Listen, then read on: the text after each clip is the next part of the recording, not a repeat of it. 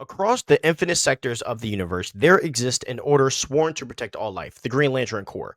But among them, one man stands above the rest, fearless, reckless, and legendary, and that is Hal Jordan, the first human ever chosen to wield a Green Lantern ring. But what made him worthy? Where did his power really come from? And why does his story, out of all lanterns, define what it means to overcome fear? This is the in universe origin of Hal Jordan, DC's most iconic Green Lantern, where it all started, what shaped him, and how his legend grew to define the willpower of the multiverse. This is the Loreverse, and let's dive into this. So, before the Cosmic Destiny and before the Emerald Twilight, there was just Hal Jordan. Born in Coast City, California, Hal was the son of Martin Jordan, a daring test pilot, and Jessica Jordan, a proud mother who always feared for her husband's life. Hal grew up idolizing his father's courage. His father was the kind of man who'd rather crash and burn than quit. But tragedy sadly struck early.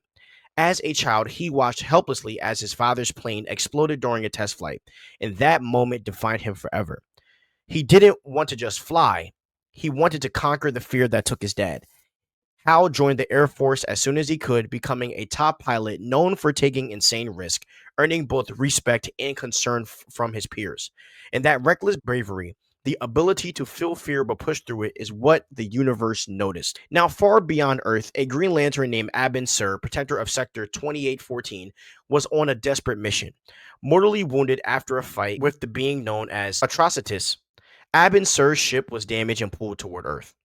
In his dying moments, Abin Sur did what all Lanterns are trained to do. He told his power ring to find a worthy successor, someone honest and without fear, and that's when it found Hal Jordan. In a blinding beam of green light, Hal was pulled from the airfield straight into the desert where Abin Sur laid dying. There, Abin Sur explained who he was, a member of an intergalactic peacekeeping force powered by will itself, and told how he'd been chosen. With that, Abin Sur passed on the ring and his lantern, which is the power battery, saying one final command. You have the ability to overcome great fear. And at that moment, Hal Jordan became the new Green Lantern of Sector 2814. That's the in-universe birth of the Green Lantern, Hal Jordan. And that's the moment that changed not just his life, but the destiny of the Corps. At first, Hal didn't fully grasp what had just happened. The ring spoke to him, guiding his thoughts and explaining its purpose. It told him that it could create anything his mind could imagine, powered by his will. But it also revealed the oath every lantern lives by. In brightest day, in blackest night, no evil shall escape my sight. Let those who worship evil's might beware my power, Green Lantern's light. As he trained and experimented, Hal began to realize he was no longer just a man. He was now a part of something infinitely larger.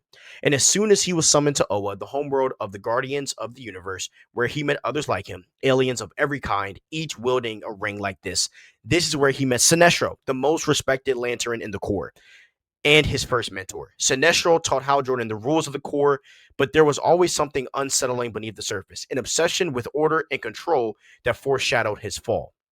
Now, back on Earth, Hal Jordan tried to balance his double life, testing pilot by day, intergalactic peacekeeper by night. He reconnected with Carol Ferris, which was his old flame and boss at Ferris Aircraft, who would later become Star Sapphire, his greatest love and sometimes enemy.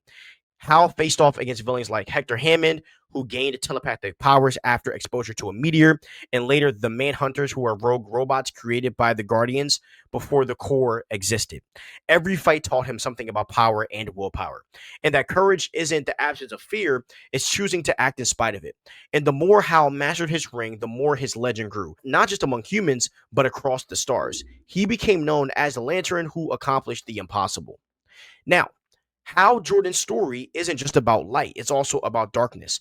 After the destruction of his beloved Coast City in the 1990s Reign of Superman arc, we saw Hal broke. Grief consumed him, and he tried to use his ring to rebuild the city, defying the Guardian's orders. In that moment, the embodiment of fear, Parallax, took advantage of his weakened will and possessed him. And Hal Jordan became the villain he swore to fight. He killed the Guardians and he destroyed the Corps. He nearly ended the universe. But years later, the truth came out. Hal wasn't evil, and that he'd been possessed by the cosmic entity of fear himself. And his redemption came in the Green Lantern Rebirth 2004 by Geoff Johns, where Hal was resurrected and freed from Parallax and restored as Earth's greatest Green Lantern.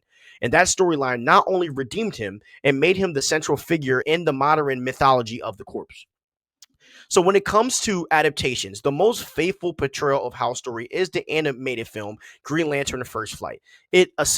It's essentially a direct retelling of Secret Origin, showing Hal's recruitment, his training under Sinestro, and the eventual betrayal that leads to Sinestro's corruption. And it captures the heart of what makes Hal Jordan special, which is his rebellious but righteous spirit and his rivalry and respect for Sinestro, and his role as the Lantern who provides humanity's worth to the universe. It's the adaptation that most closely follows Geoff Johns' Secret Origin blueprint, the same story that defines Hal in the comics today. So why does Hal matter so much in DC lore?